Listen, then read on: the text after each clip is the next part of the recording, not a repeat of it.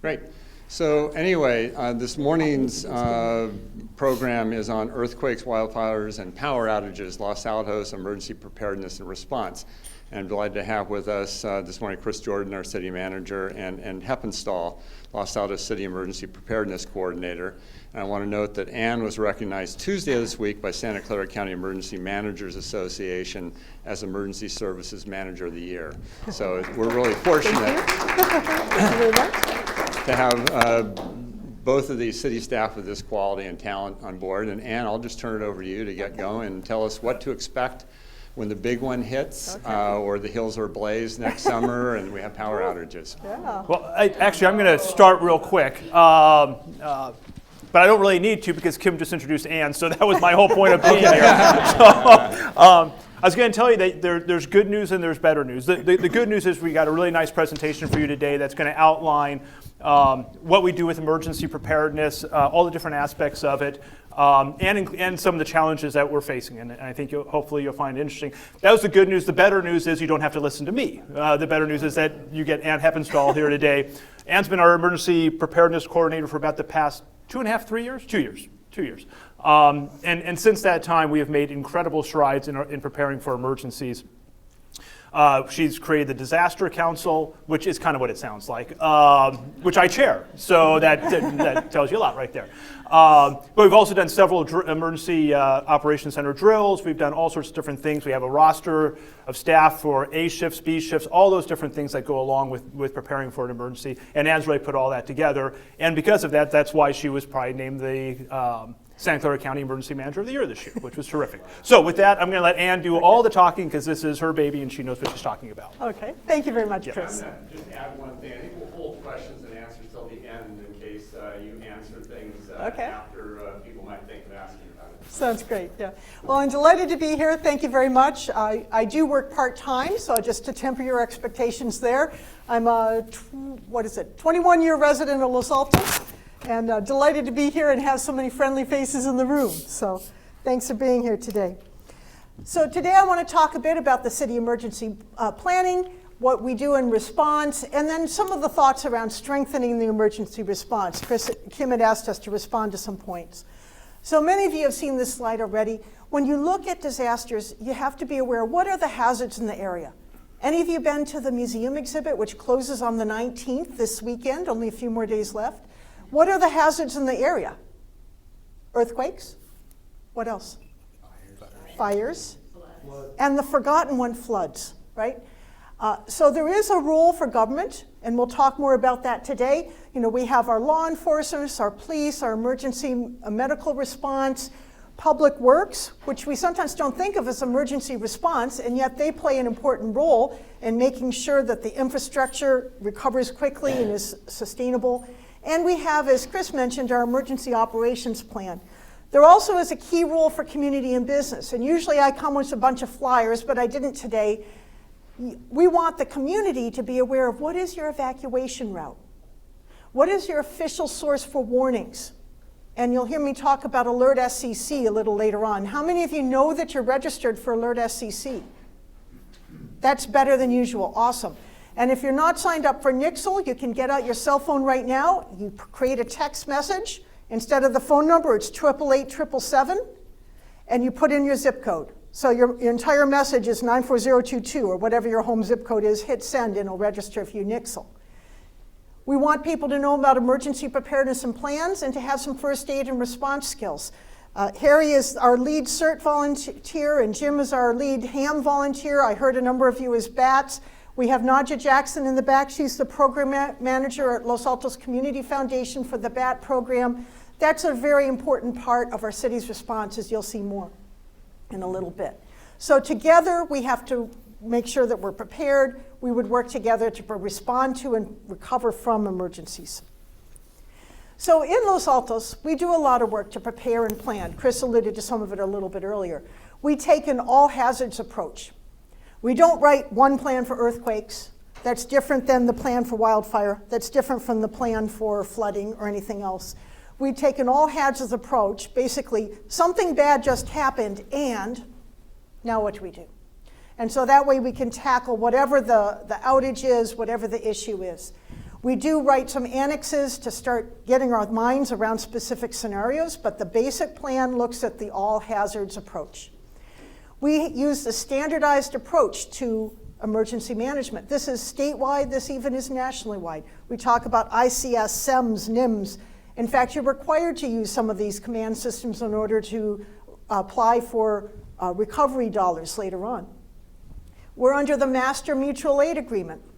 Obviously, you're familiar with mutual aid. We hear about fire going out and getting aid from other jurisdictions. You're hearing people being sent to Australia right now. That's way out there. Of course, our police partner closely with Mountain View and other law enforcement agencies. But in an emergency situation, we can reach out to the county and get help from other jurisdictions and around the state. And we have a defined all hazards-based emergency operations plan. So together we have various agencies ready to respond. We have our staff in City Hall and the teams in recreation. We have police, we have municipal services, which we affectionately call MSC, Municipal Services Center. Of course, through the county, we can reach out to get aid from other jurisdictions and to escalate to the state as needed. And of course, we're supported by county fire. So Kim was asking me, well, in the big disaster, what happens? Who's there? So this gives you some information. So in our police department, we have 32 sworn officers. The other staff, we have 9 cars. And county fire, you hopefully know the Los Altos Fire Station on Almond, and hopefully you know Loyola over on Fremont Avenue. You'll notice how many people in the fire station? 3. So 6 are on duty 24 hours a day. Well, that's great for most of the time, and you're responding to medical calls and fire suppression. If the big disaster happens, is that going to be enough? Probably not, right? But we have professional staff, and they will do their utmost, and they will call in aid as needed to help. So our volunteers are absolutely vital. Our volunteers live here in the city. We have 3 main programs. We have the Los Altos Block Action Team, and this is where someone says, I'm going to organize my neighbors. And there's an aspect of it around crime prevention, getting to know each other. There's an aspect around community building, getting to know each other, have communications, you have an email group, maybe you have a block party. And there's also an aspect of emergency preparedness and being able to help each other and assess damage and get help quickly. CERT, which is our Community Emergency Response Team, they take 21 hours of training. That's a pretty big commitment. But they get the skills and knowledge to do what they want to do anyway, which is help their neighbors in a disaster. They get training on how to put out a fire, a small fire, with a fire extinguisher using live fire. They get first aid training, they get basic search and rescue training, and they learn how to do this safely so they themselves do not become victims. So that's very important.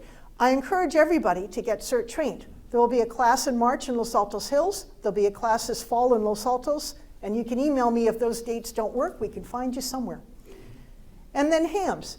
These are amateur radio operators, affectionately called HAMS, and they provide an important role around emergency communications and supporting that when the phones are out, when the power's out, when the internet is out, ham radio will still work. And they practice their skills regularly.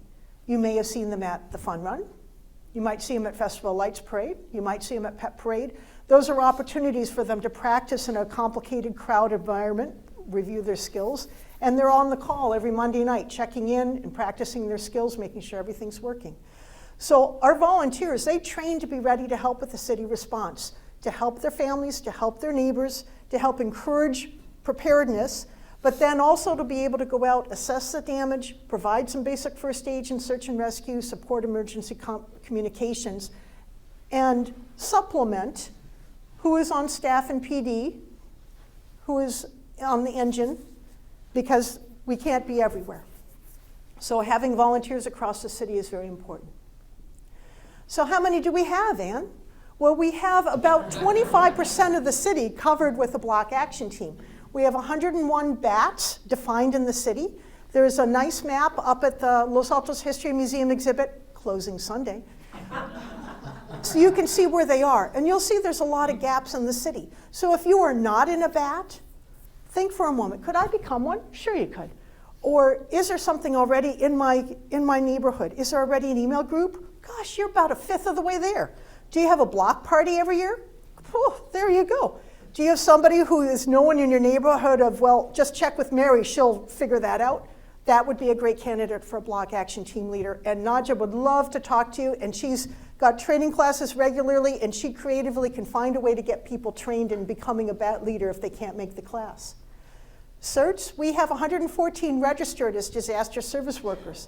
We have more people in town who have taken the training, but to register with disaster service workers gives them some protections, gives the city some protections, and enables us to reach them and call them out in a disaster. And then hams, we have 58 registered as DSWs. There's other hams out there on the air, and we're always trying to walk around with our net and grab them and introduce them to Jim. Our volunteers are scattered around the city, and not every neighborhood has emergency preparedness volunteers. I would really like to get more and more and more, so I encourage you. So we mentioned our Los Altos Operations Center. Doesn't it look glamorous?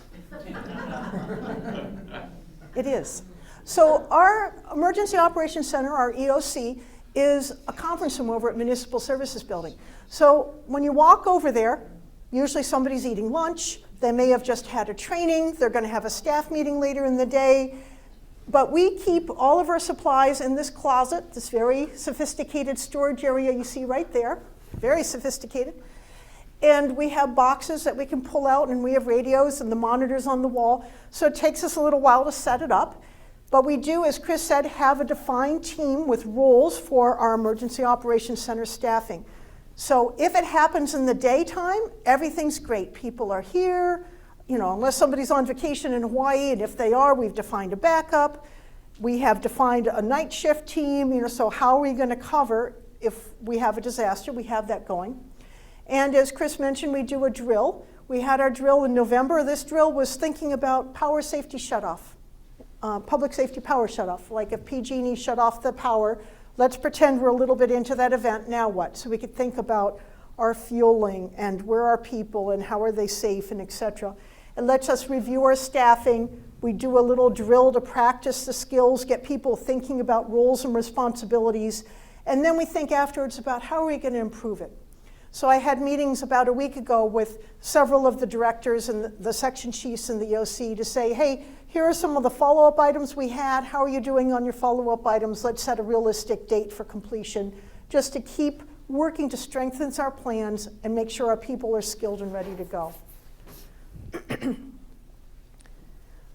So that was glamorous, right? So we have some proposed new construction to build a new EOC so that we could have a facility behind the police department with meeting space and have equipment there.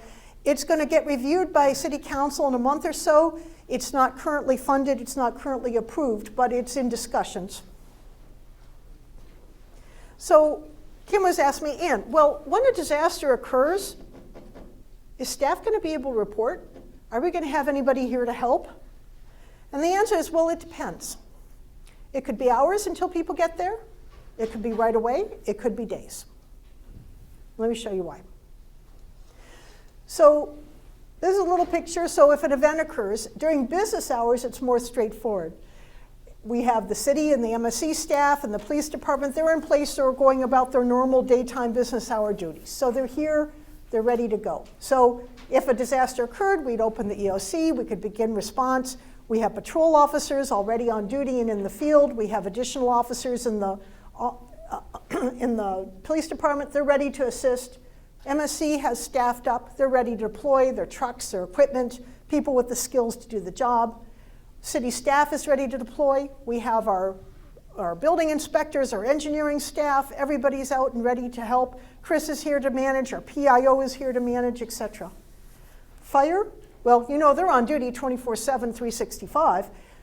Their response is to conduct what they call a windshield survey. So if the big earthquake occurred or if the wildfire is coming, they're going to be driving through the neighborhoods. Bye, they'll say as they drive by your house. But wait, I have a broken leg. Their first responsibility is to get the windshield survey, assess damage in the city, and then they're going to prioritize and then respond. It may not include fire suppression on your home because they may have to do fire suppression, I don't know where, at a more critical facility. And our emergency preparedness volunteers, we live in the community. So they're there and ready to help. So the bats go around and they do a damage assessment, staying in the street, checking. They've given their neighbors okay, help needed signs they can put in the window to help speed the response. If you see the okay sign, we can skip that house if help needed. Oh, okay, let's get a CERT. Let's start figuring out what's wrong there. What help do we need? The CERTs are going to be going around helping with search and rescue and helping do treatment, and the hams are going to be getting on the air and figuring out how to support it. And they're going to be trying to get that information to the EOC to report, here's the damage in my neighborhood, here's the injury, so it can get prioritized. But what if it's after business hours? Well, most of the city staff is off duty, most likely at home. Patrol officers and dispatch, of course, are on duty, but a lot of the staff is off duty in PD. So if the disaster occurs, the staff's going to report to the EOC. You'll see in a minute, only a few people live in Los Altos. So Chris and I in South Los Altos, we're going to be hoofing it over to the EOC. That's great. So there's 2 of us, and then maybe a 3rd and a 4th and a 5th, but it's not the full complement of around 15 that we would normally have. Staff would be reporting into their supervisors as they're able. They're going to get some direction and communicate, my family's okay, my family's not okay, I can get there, all the bridges fell, whatever it is that they can report. We're going to be calling in additional police support, and same kind of thing. They're going to get there as soon as they can, but again, if the roads are destroyed, if bridges are down, it may be a while or not at all. But our EOC is going to operate as best as we can. Fire, again, they're 24/7, 365. They're doing the same thing. Our residents live here. They're going to do the same thing. So having our emergency preparedness volunteers right here in the city is absolutely vital. Each of you who said as you went around, I'm a bat, I'm a CERT, I'm a ham, you are vital to the city response, and we encourage more of that. So I mentioned it might take a while. So Los Altos employees, here's a scatter plot from 2018, but it's still pretty representative, where they begin their commute. You notice Petaluma, you notice Brentwood, you notice Santa Cruz, you notice Hollister. Those are not close, right? So here's the home to distance. We did a little mapping here. So on average, city employees overall, the average commute is 24 miles. This little blurb is in 2018, how many lived in the city of Los Altos and how many now. City Hall employees, the average is 19 miles, 3 in the city, and now there's 2. These are full-time employees, so I'm not counted. Police department, average commute, not quite 30 miles, right? It's 29 miles.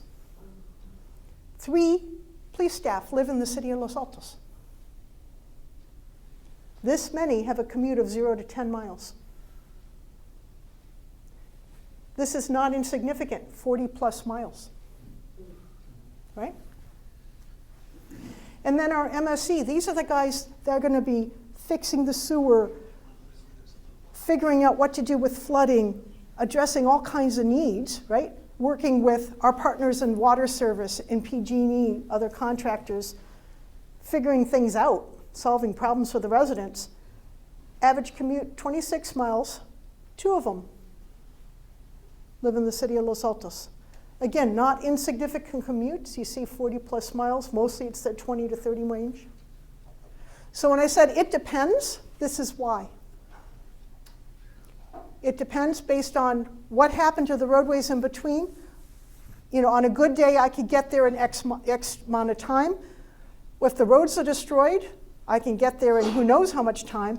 If the roads aren't destroyed, I still don't know when I'm going to get there, because how many other people are going to be in my way if it's an emergency event. So this to me is pretty significant. Please volunteer for emergency preparedness. So how can we improve the ability of the city of Los Altos to respond to disaster? So we have some thoughts, of course. We think about this all the time. Well, one thing is strengthening the infrastructure. Earlier I mentioned Alert SCC.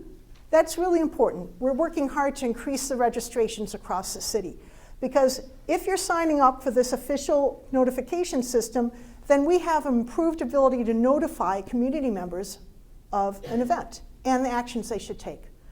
So Nixle we typically use, it's zip code based. So it'll be things like, oh, we're closing downtown parking for the fun run or something like that. Hopefully, it's that, trivial. It's nice service notes. It was really important in South Los Altos a few months ago when there was a crash on Foothill Expressway and the power lines came down and that whole lane was closed for a couple of days.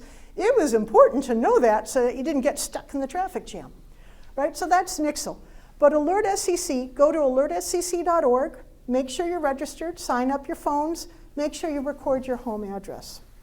Because we can target, Captain McCrossin can go in on the tool and draw a little polygon around an area and target a message to where you are. If it's evacuation, if it's, hey, we're chasing a gunman running down the creeks, shelter in place. If it's, here's where the disaster shelters are, whatever the messaging is, you'll get the authoritative word from this tool, so it's really important to sign up. New EOC and equipment. Earlier I mentioned we have a proposal in the works around a new EOC, so one action would be approving that project and funding. It has not yet gone to council, so that's still up for the future. But that would give us an improved operational capability for our EOC and ability to mobilize more quickly. Captain McCrossin's been working hard with Chief Galea on planning what would go in there, what equipment, what the layout would be. And then FirstNet communication systems. So this is a new tool that we will have for communications. It's starting to deploy now with the very first steps. It'll provide some better data communication in the police vehicles. The patrol officers will have some handheld devices that'll improve communications. Gives us some new modems so that they get better access to a dedicated broadband network, as well as some redundancy in communication so it's more reliable. So infrastructure is one step. Another is how do we respond? So the staff's ability to respond quickly, well, FirstNet phones, deploying those, that'll help the staff communicate more easily.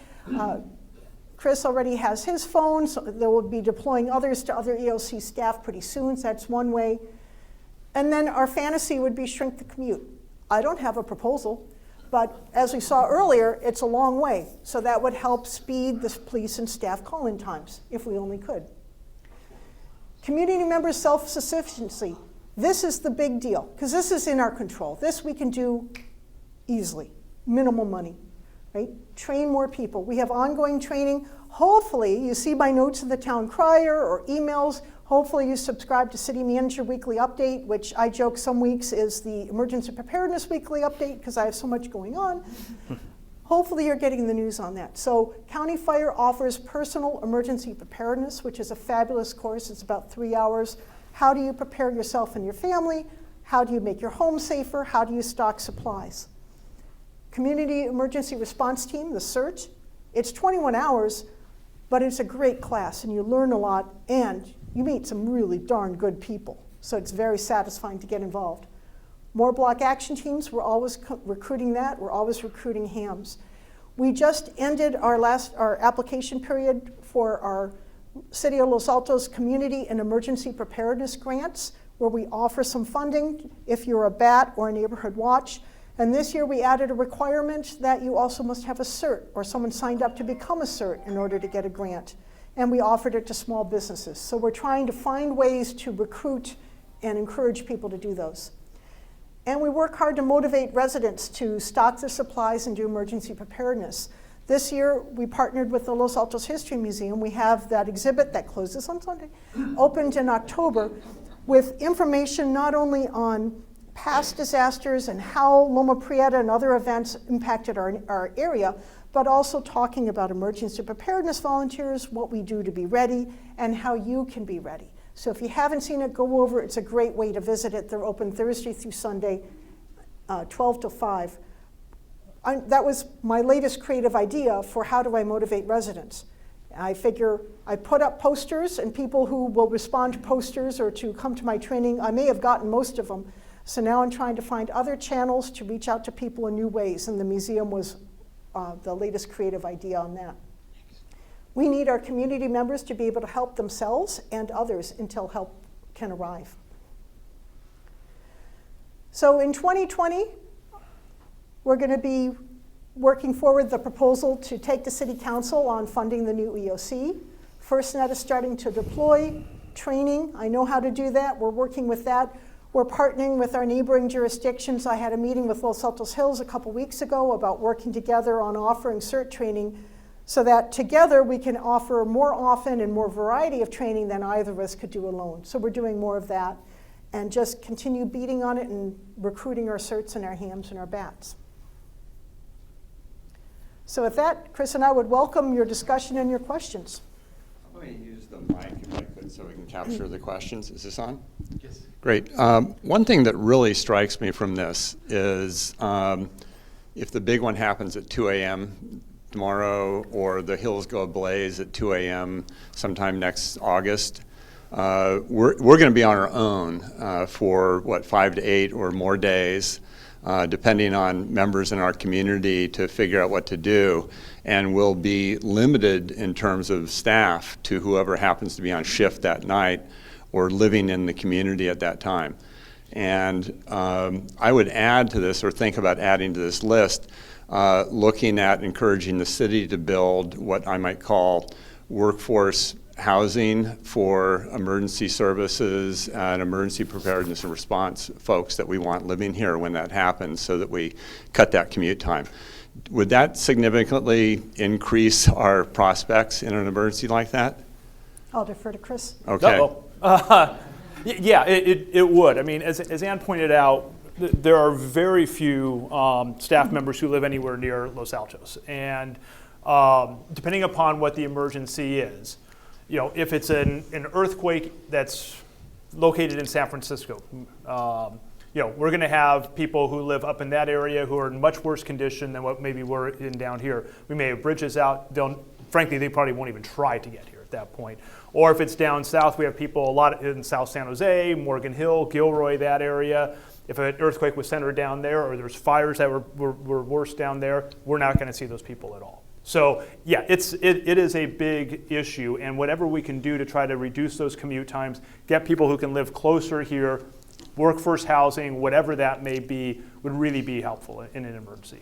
And I assume in terms of mutual aid, if we're depending on other cities, most other neighboring cities are probably in the same boat in terms of having long commutes. So we really can't expect a lot of the cavalry to come in from Mountain View or Palo Alto or elsewhere.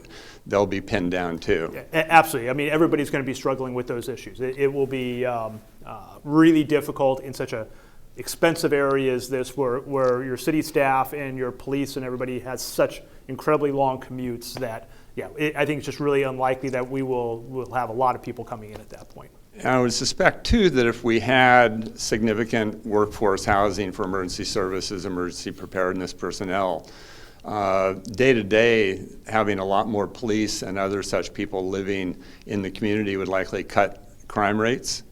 If people knew that there were a lot of police living in Los Altos, any perspectives on that? I'm looking at Captain McCrossan. I would always be on patrol. I don't know if I can necessarily say that, but again, most emergencies aren't planned. I mean, they just happen, and so having more people nearby, where they be policing like that, during an emergency, our police department, which might normally have 5 or 6 people here, immediately you want to staff up to basically however the maximum is. Generally speaking, you go in an emergency like an A and a B shift, so you bring all of your staff on in, police, whomever else, and everybody goes on basically 12-hour shifts at that point. Well, if you're still stuck at 5 people and not 30 in the police department, you don't have an A and a B shift. You're stuck, and that's about where you're at. And so after 12 hours or 24 hours, you're down to almost nothing, and that is a real problem. Not to get too far off base on this, but I spoke to the Rotary a couple of years ago, and as Ann was talking, I was reminding me of this, that at the time I mentioned EOC and the fact that the city had not, for at least about 30 years, done any real upgrades to facilities, and that ties back to the Loma Prieta earthquake.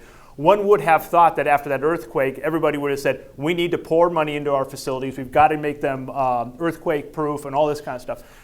We didn't do anything. And so when you need us the most, we may not be able to respond. And that should really be a concern to everybody. that in a major disaster, when you are looking to us more than you would ever look to us at any other time, we may not be able to do anything to help you. That should be a real issue. And that gets back to the workforce housing. It gets back to a new emergency operations center. I mean, as Ann was pointing out, it is a conference room at MSC, and I don't think any of us believe that in a real earthquake that building's going to be standing, or at least not very much. So that gets to the EOC and needing something like that. The council's getting an email from me today, and so I'm tipping off Nisa. When we talk about EOC, and I think it's February the 11th, but I'm not positive, it may be February 25th for the council. One of the things we're going to bring on in and have a very brief discussion about, just to try to give a little context to all this, we have plans for this new EOC behind the police station. That would be critically helpful too, I mean, really important. However, the city council has also targeted the police station as the next priority on our facilities list. In addition, the fire chief has come to me and said that our fire stations are basically at the end of their life also, and they will need to be replaced in the next several years, and that is our responsibility too. So one of the things I want to mention to the city council, and I don't have a recommendation right now, I don't have advice for them necessarily, is we could forge ahead and do the EOC, which may be the best idea because we desperately do need it, or do we take a short step back and consider something broader that includes a police station, fire stations, things like that? Because eventually we're going to need all of those. And what I hate to see us do is keep putting $1 million here, $1 million there, $3 million over there, and 10 years from now we've spent millions and millions of dollars, and we frankly still have pretty crappy facilities, fire, police, all of it. So just something for everybody to kind of think about. I don't know if they need to be tied together, but I do think we need to be thinking in a broader perspective on these. Great, good. Thank you so much for the presentation and all for the great work you're doing. I want to just take quickly, how many people here think it would be a good idea to have workforce housing for public safety emergency services personnel that we want on the ground when the big one happens or the hills are replaced? Okay, good. I just was curious to see. The coalition is an education organization, so we don't get into advocacy. But anybody who is interested in perhaps helping to advance this in the community, when I realized what was going on, I was like, this is a real public safety issue. We're going to be on our own for 8 or more days without the police, without the fire, without the other people we really need, without Cal Water to make sure the water is functioning, without healthcare workers at El Camino Hospital or elsewhere. So if you've signed the list, I may send you an email just seeing if you want to get together to figure out how we can advance this, because I think this is something, we have a good council. Affordable housing has been an issue, but I think this is really a public safety issue now. Other questions? Hi, I'm Janet Harding, and have been speaking with the seniors about the possibility of taking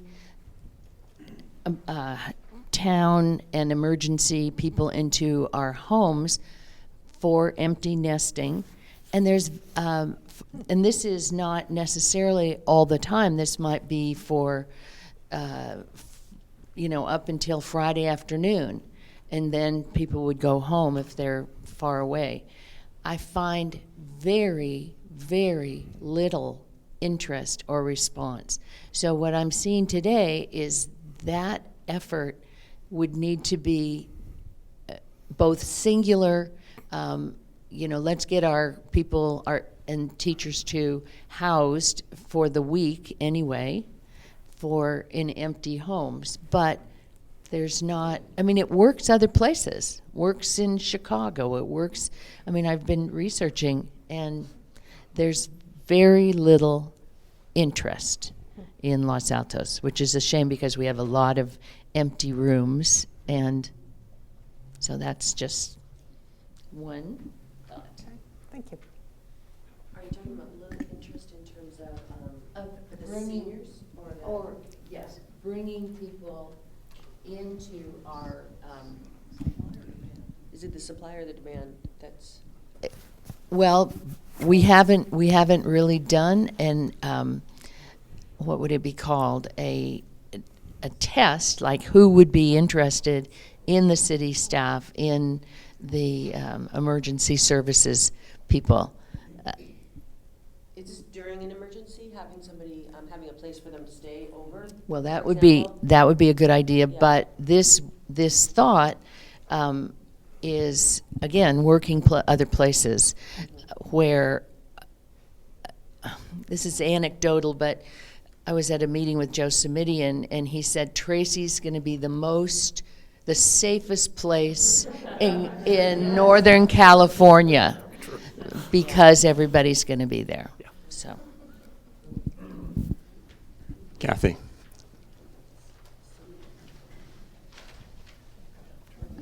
Thanks. Kathy Lazarus here. Following up on Chris's question, do we have any structures in Los Altos that are built to the essential services standard? And if so, or even if not, what are the locations that the city would expect to become emergency gathering places during an emergency? Emergency shelters? Well, why don't you take that, Ann? Okay. Well, we have defined a number of places that could be emergency shelters along with Red Cross. Are they built to a standard? No, they're existing facilities, right? Other than the schools, which by the Field Act are built to a certain standard to be earthquake ready. So there are a couple of the shelters that are in agreements with Red Cross that are school facilities. Others are city facilities or churches. So we just continually are looking at what would be an appropriate facility, how could we use it, and then how could we be ready to open a shelter. I offered shelter training to city staff last year. They learned around how to operate a shelter, and then we invited our CERTs to participate in learning how to be a volunteer at a shelter. So we're taking some steps to be ready to do that. We don't pre-announce what are the locations because we don't want people to go into one facility when it's a different facility that's open. That's why we want you to sign up for Alert SCC. Based on conditions and need, we would open the appropriate place. And hopefully about a year from now with the new community center, that would certainly be the newest, best facility for something like that. I would expect in terms of schools that might also be dependent on whether there are school personnel in the community with the key to open up the facility. Well, that's part of the agreement with Red Cross. They figure out how are they going to get access to the facility, and frankly with our facilities also, how will they get access? I'm curious about the relationship with Los Altos Hills and if they have another Ann in Los Altos Hills working on this, because I think that that community will most likely be, they're very much a part of this community. Yeah. And so that, and my additional question around that is around Foothill College, which seems to be, pretty much the center of Los Altos Hills, and what they're doing. Yeah. Well, for Foothill College, I can't speak to that. I'd ask you to go and inquire of Foothill College directly in their plans. Los Altos Hills, they have a part-time emergency manager who is highly capable. She had years in this field. She worked for Cupertino for a number of years, and when I came on board, she's done a lot of mentoring of me, so I think the world of her. She is also part-time. And Los Altos Hills County Fire District, they now have 2 part-time people. One is working on the CERT team, and the other is working on fire suppression and abatement and brush fire prevention kind of efforts and education. And I direct you to the Hills or to the district to get their specific plans. But yeah, they have people, they have programs, they have some great info on their websites. I was actually going to ask something very similar to that, which is more broadly, though, what are our other neighboring cities doing specifically to address these problems? Mm-hmm. I have not talked to them specifically about the commute issues. Obviously, for most of the cities, their commute pattern would look very similar. I talked to my colleague, the emergency manager at Mountain View, and he says, yep, very similar to you. People are coming a long way away. So ordinarily on an event, right, our police department can call Mountain View and say we need assistance, and they have people and they can provide mutual aid to each other. When the big event happens, they also will have their staff far away trying to get here just like we are. And I'm not aware of action specifically that other jurisdictions are taking. I think everyone is struggling with that question. Perhaps at city managers forums, you talk about it. Yeah, we haven't addressed it in terms of emergency preparation before. But the city managers do often have discussions about the ability to recruit and retain employees, given the high cost of living in this area, and therefore the incredibly lengthy commutes that a lot of the staff has. Some cities have tried different things. I believe Mountain View has a home mortgage program for department heads, managers, something like that. Last time I checked, nobody was taking them up on it because once you get the mortgage is so big you can't afford it anyways. So it doesn't really get you anywhere. So everybody's trying to figure out these different things. We've gone to the 980 commute to try to recruit and retain employees, but that still doesn't address how far away they live during an emergency. So that component of the discussion really hasn't even been addressed by the city managers. And Cal Water has a similar profile, I would imagine. Do you guys want to speak to anything you're doing around your staffing? Sure. So this is Ron Richardson. Good morning, everybody. Thank you very much for putting this on, Ann and Chris. Really valuable from an informational standpoint. So, from a water standpoint, I can't emphasize enough for your emergency response kits to have more water than you think that you would ever use during an emergency. During Loma Prieda's earthquake, our community was relatively incredibly fortunate. The epicenter happened over 20 miles away, and the damage that our water system sustained were just in pockets and predominantly in the hills. And one of the most vulnerable areas of our system were where our pipes enter into the water tanks. The water tanks sorry. Let me put this down. Put your coffee cup down so you can wave the other hand. Okay. Now I'm ready. Okay. All right. The water tanks basically were stationary, but because the ground was moving, that moved the pipes that were above ground that went into the tanks. They snapped. And so a couple of our tanks went dry as a result, and we had water outages. We have, the piping with our tanks, by the way, we have 46 water tanks as part of our system, not only in Los Altos, but Los Altos Hills, Sunnyvale, Cupertino, that provide water to the entire area, that move water back and forth. We've, in those last 30 years, we've invested in changing out all those tank retrofits so that they can sustain much more movement. They can also almost act as an accordion to the movement. So that sounds like a lot of great risk mitigation to try and prevent the need to quick run and fix outages. When you look at your staffing, is your commute pattern fairly similar to this, or what do you do around trying to sustain your staff and have them ready to respond in a disaster? Right. So we're gonna be faced with the same resource constrictions Okay. That the city is.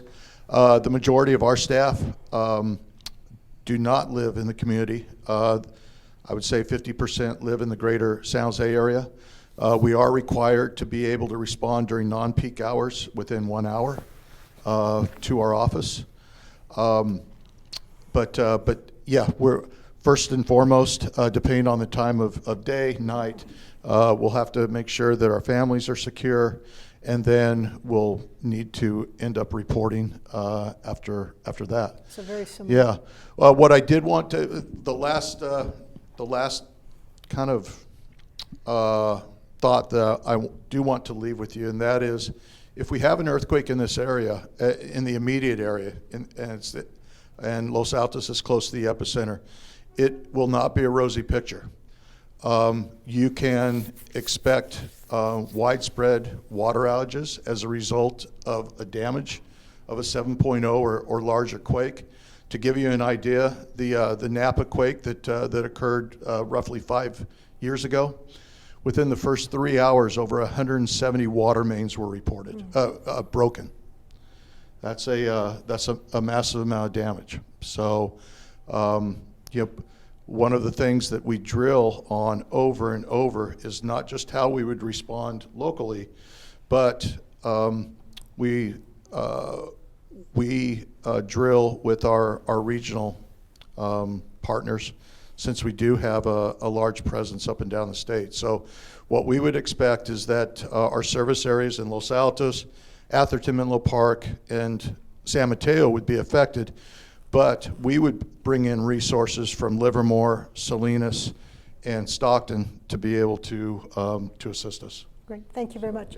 And their next question undoubtedly, Ann, is, so how much water should I store for my family? 1 gallon per person per day, plus some water for your pets. And as he said, FEMA says vaguely 3 to 5 days worth.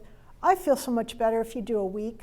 So when you, on your way home today, swing by the store, get a couple more gallons of water, add to your supplies.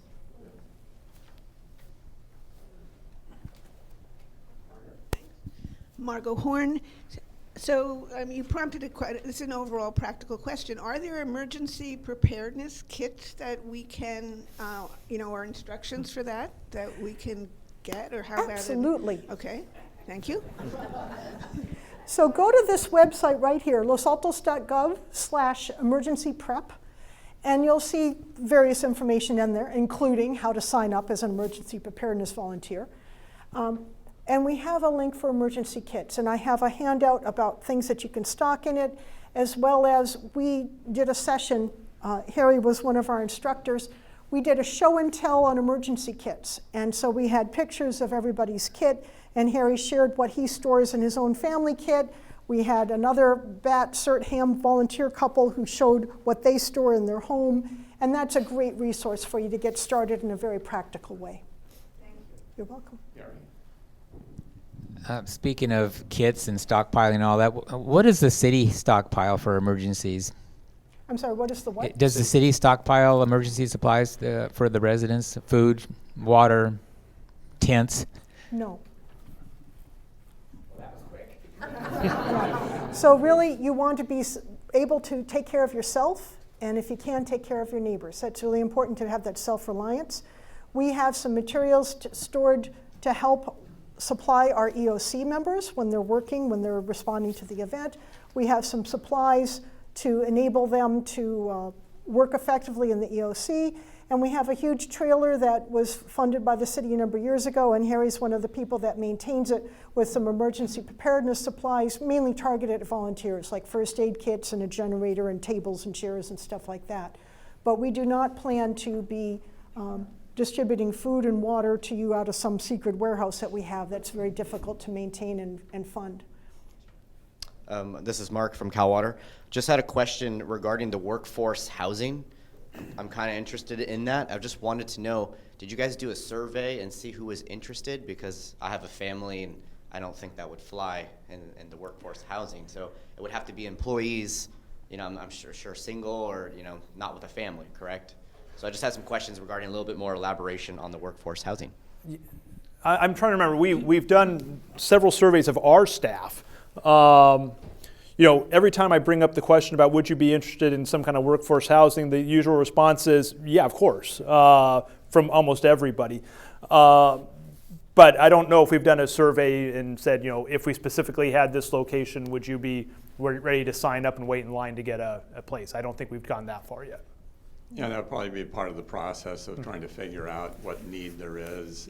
But I wonder too, if given the mutual aid, if it might not also be something where perhaps you prioritize Los Altos key staff, but also then sub-regionally, because the extent that there are people living here that Mountain View or Palo Alto depend on, we'd be better off if it happened at 2 a.m. in the morning, but the other communities would be better off in general. Yeah, when below market rate housing comes available in the city, we do have a prioritized list of who gets in first. But if we were actually a partner in a workforce housing project, we would have to come up with a new list that prioritized certain jobs, certain positions, things like that, and would include other public agencies as on that prioritized list. Other questions? Excuse me. I'm Elizabeth from the History Museum, and I just would think as a model you might look at the way universities give housing to their students on the one hand, which is just like a room, but then for the professors or for other staff, they have kind of little condo complexes, right, where you could have a dog and a cat and a mate. And so I don't know that it would necessarily be like a high-rise building where you're in a bunk just because it's workforce housing. I would hope not. I was just going to ask, well, first of all, thank you so much, Ann, for helping us do that exhibition at the museum. It's been really nice for the museum to be able to participate in this conversation. And for anyone who hasn't visited, please come by. There is a handout on how to get your kit going. But I'm just like, what in your mind is the most likely scenario? Is it a fire in the hills? Is it an earthquake? Is it, like what?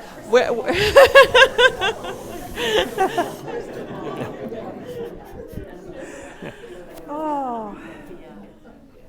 That's hard to assess, right? Because we know the earthquake risk is ever present, right? And you can read what the scientists say, and they're speaking from a scientific perspective, and they'll tell you, oh yes, it's very likely, but they're looking at a 200-year horizon or whatever, so their perspective very likely is different than mine. So we know that there's a risk there. They say that we're overdue, particularly on the Hayward Fault. We would be impacted by the Hayward Fault, although we do not sit on it. It's awfully close. It would certainly impact the Bay Area. Wildfire is a very big concern to me right now. We've seen that. We're aware that climate change has changed the risk. I've been to several presentations from the weather experts and the fire experts, and they say it's hotter, it's drier, the fire's more intense, it moves more quickly, it's different than we've seen before. And so that to me is pretty darn scary. And I know that people in this room have had personal impacts from Paradise Fire, some of the other fires, and so it's pretty close to home. We look at the hills and we see a lot of fuel up there, and we're aware of the way the wind blows. And I have a wood shake roof on my house that we put on 20 years ago, and I kind of regret right now and thinking, when is it time to change it? So I would say you want to be prepared no matter what. Take that all hazards approach, just like the city does. You say, okay, if I had to leave my house, I don't care why I had to leave, what will I need to take? If I have to stay in my house, no matter why, what do I need to have? If I'm in my car and I'm stuck somewhere, no matter what do I need to have? And then what can I do to reduce the risk to my home, right? Look into the strengthening for earthquake, look into a hardening against wildfire. There's good science out there now about screens to put up to prevent sparks. Having a wood shake roof is right now very regrettable. Things like that. So you want to be always looking for what's the risk and how can I reduce my risk and how can I increase my survivability and my ability to evacuate. Have 2 routes out of town, sign up for Alert SCC. Those are the basics. Yeah, and I'll tell you, Ann preaches this to the staff all the time. Right down to always have shoes next to your bed in case there's an earthquake and your windows break and now you've got glass all over the floor. Little things like that you kind of laugh about, but yeah, I mean, you really need to be paying attention to that. We always try to make sure we keep at least a half a tank of gas in all of our cars now, because after hearing about what happened with the fires and people getting stuck, I mean, little things like that could be critical in an emergency. So you just kind of have to monitor your own little environment and make sure that you're taking care of whatever the situation is. Yeah. Keep the half tank of gas. If you have EV, keep it a reasonable charge. Know where else you can get it charged. Know where depending on the event, if it's a wildfire in the hills, you'll be able to drive out of the area to get more gas or to get a charge. But if it's an area-wide event, you're going to have to drive a long way. Hi, my name is Mike Abrams. The issue about 5G nodes being spread out within the neighborhoods, has that been something addressed by the city? Well, we don't have 5G in the city of Los Altos. We don't have 4G in the city of Los Altos, I don't believe. The cell nodes at this point are not allowed in the city of Los Altos.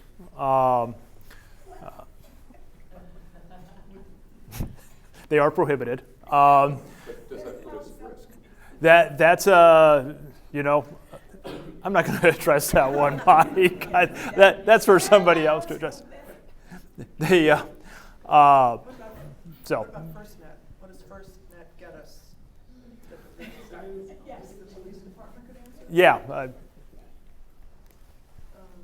FirstNet. Scott, do you want to add to color commentary on that? Was there a specific question on FirstNet, or? So FirstNet is a FirstNet is a nationwide broadband network that gives public safety communications access to a specific broadband portion.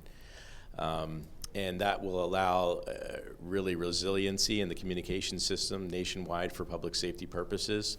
There are also different levels, so public safety would be given priority access to the regular cell network, and that's really where 5G would come into play in that capacity.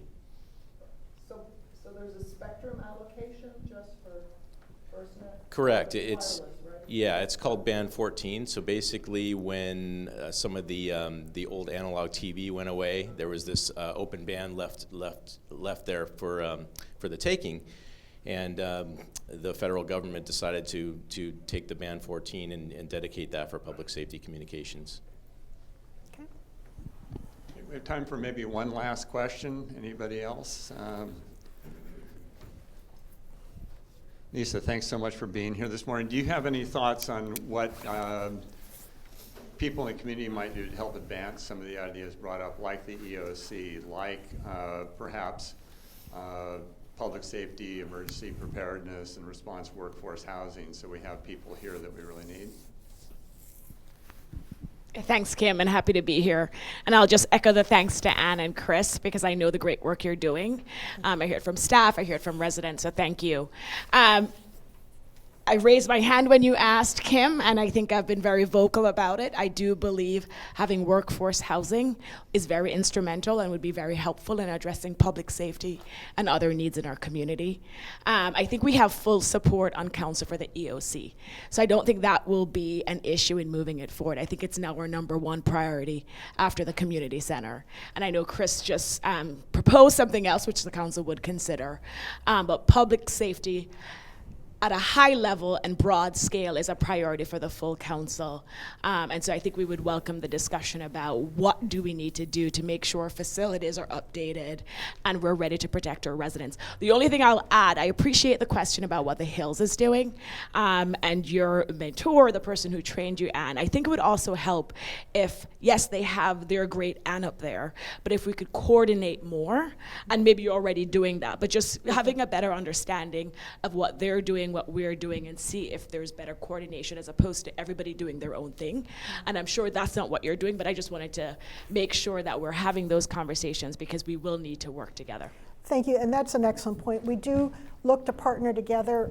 The Hills and the Hills Fire District and I work very closely together. We're coordinating our calendars. I'm the chair of the county CERT leadership team, so we bring together all the CERT programs in the county to try and share best practices and how can we coordinate.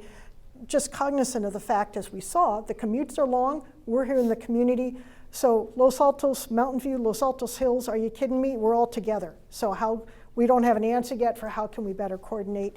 Harry's a member of Mountain View CERT, Jim's very active with the county HAM program and works at the Mountain View Search, so there is a lot of collaboration and still opportunity to partner more. So thank you for raising that point, and we'll keep going in that direction. I appreciate the support of council very much. Thank you. Well, Let's add one more thing. Yeah. Have we done this presentation to schools or to the seniors?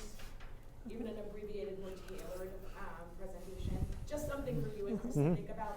Take the show on the road to the schools and maybe to the senior. Well, we're going to do this for the city council when we talk about the EOC also. I've asked Ann to come and kind of do this overview for the council, so it's just another opportunity to reinforce that. And in terms of partnering with others, when we do like an EOC drill of some kind, usually county emergency management is there and helping with that and assisting us through that process. Palo Alto has been helpful before, and it has always indicated to us that if there's an emergency here in Los Altos that they don't necessarily have there, they have a mobile communications unit and everything that they will allow us to use and have allowed us to use it when we had to close our dispatch center before. So we've got a really good working relationship with the cities around us. So I think if there is something that we need that they can offer us, that they'll provide it. Great. Also, we're videoing this morning, so this will be online by sometime next week. And we'll send out links to this so people can look at it, share it with people, because I think this was very sobering information in terms of what we really can expect when the big one hits. And just one more thing to share to Denise's point, just to let folks know, we've been doing a lot of outreach with the faith-based communities in the community. So the churches and other faith-based organizations in Los Altos, Los Altos Hills, unincorporated Los Altos Hills. I brought in a seminar for them on emergency planning in June. We had a follow-up meeting in September. We're having our next follow-up meeting in February. And they've taken a lot of actions both to prepare themselves, and now they're starting to turn to think, and how can we serve the community? So that's what our topic will be in February, continuing to make some inroads in the faith-based community. I have a couple tendrils out with the schools. It hasn't taken off quite yet, but I'm hoping 2020 is the year on that. So we will see. Thank you. Thanks. Great. Well, to wrap it up, I'm going to send an email out to the list for folks. So make sure you're on the list with your email if you want to follow up on this. I may propose, actually, since this seems to have been a good time for everybody here, that we may try to get together 8:30 a week from today, 8:30 in the morning. We'll find some venue, maybe Neutra House or something is available, just to look at how we can help advance this concept, if it makes sense, of public safety, emergency preparedness, workforce housing, because that seemed to me to be one of the vulnerabilities in this whole plan. So thank you again. Also, just to let you know, we have a few other programs coming up. 2 weeks from today, Friday, January 31st, we'll be discussing the Foothill de Anza Community College measures. G&H, 2 funding measures. They'll be on the March 3rd ballot. That'll be with Peter Landsberger, who's the Vice President of Foothill de Anza Board of Trustees, and Thoy Nguyen, I don't know if I pronounced that correctly, Foothill Community College President. And then on February 7th, we're going to have a program on teacher housing. And we have more coming up after that. So thank you again all for being here. Thank you so much for this informative. Thank you very much for inviting us. Thank you.